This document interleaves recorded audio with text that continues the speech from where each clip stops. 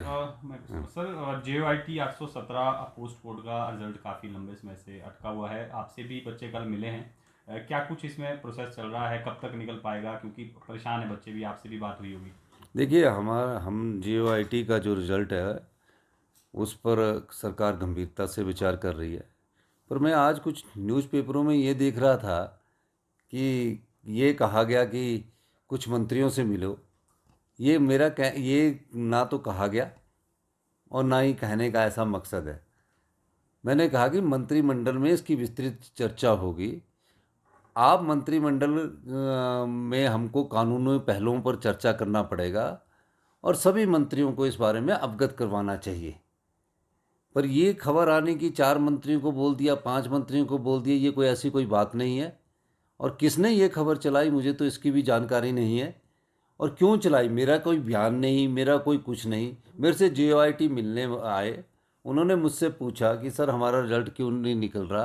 तो हमने बोला कि हम सुप्रीम कोर्ट से जीते हैं और हम मंत्रिमंडल में इसकी चर्चा करेंगे और चर्चा करने के बाद इसको रिजल्ट को निकालेंगे। पर चर्चा मंत्रिमंडल में चर्चा करने से पहले कानूनी पहलुओं पर विचार विमर्श किया जाएगा और कानूनी पहलुओं को समझने की ज़रूरत है हमें। और तो उन्होंने कहा कि आप चीफ मिनिस्टर आप खुद कर सकते हैं।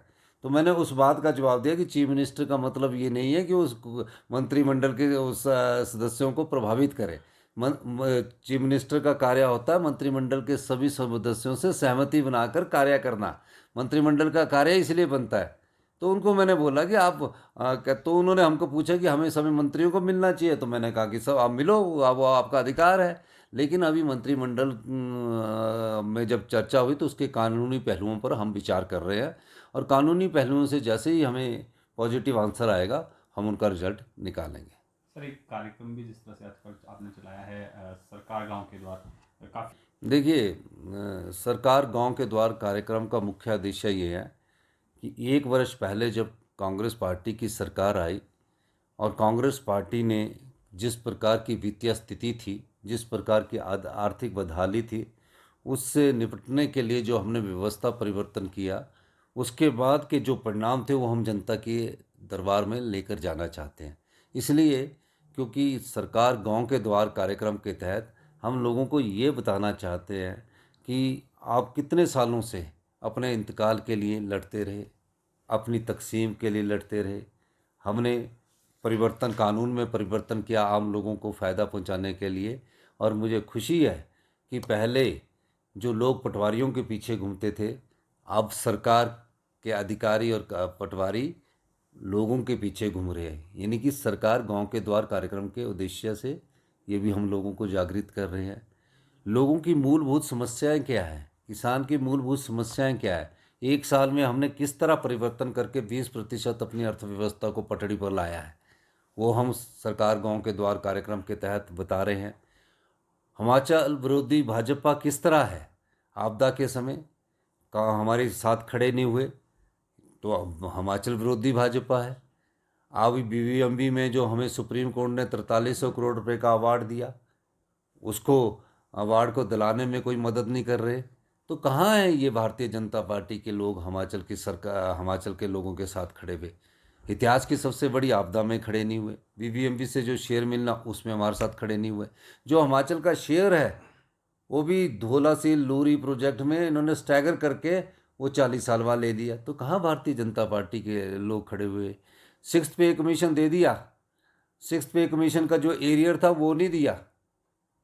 तो ये हिमाचल विरोधी भाजपा ने जो हमारा रुख अपनाया है, ये अच्छी बात नहीं है। उन्हें हिमाचल के लोगों के साथ खड़ा होना चाहिए। तो सरकार गांव के द्वार कार्यक्रम के द्वारा इस बात को अवगत भी करवाना चाहती है और लोगों की फीडबैक से, लोगों की मूलभूत समस्याओं की जानकारी प्राप्त करके फिर आने वाले बजट में उनके लिए नई योजना लाके प्रावधान भी करना चाहती है।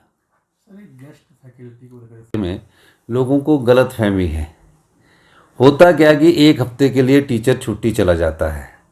1 हफ्ते की टीचर छुट्टी लगता तो उस साइंस क्लास या आर्ट्स क्लास का 1 हफ्ते तक बच्चों की पढ़ाई नहीं होती।